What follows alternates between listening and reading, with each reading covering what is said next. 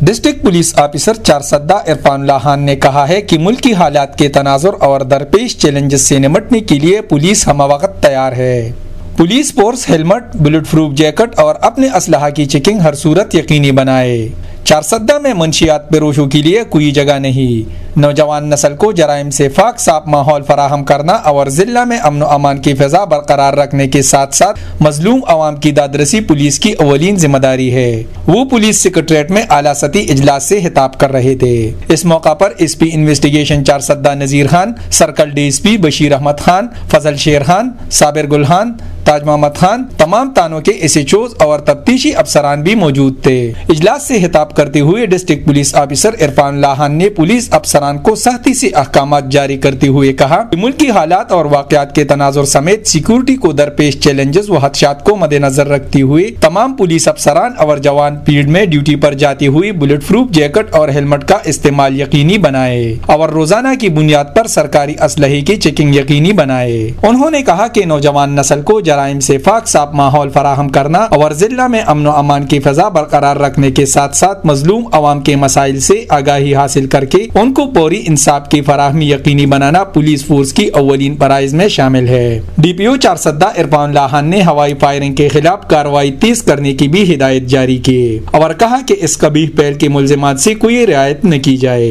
Police افسران تانوں میں آئے ہوئے سائلین کے ساتھ رویہ درست رکھے اور ان کے ساتھ خوش اخلاقی سے پیش آئے تاکہ عوام اور پولیس کے مابین دوریاں ختم ہو جائے۔ انہوں نے منشیات کے خلاف جاری آپریشن کو مزید تیز کرنے کی ہدایت کی اور واضح طور پر کہا کہ چارسدہ میں منشیات فروشوں پر زمین تنگ کی جائے تاکہ منشیات فروش تو بتائب ہو جائے۔ انہوں نے کہا کہ علاقے میں بہترین پولیسنگ اور انفارمیشن کے ساتھ ساتھ عوامی تعاون حاصل کرنے کے لیے پبلک لیزان اور ضلعی مصالحتی کمیٹی کے ممبران سمیت علاقے کے منتخب نمائندوں اور معززین علاقہ کے ساتھ بہترین کوارڈینیشن کو یقینی بنائے کیونکہ عوام کے تعاون کے بغیر جرائم کی بے خونی ممکن نہیں۔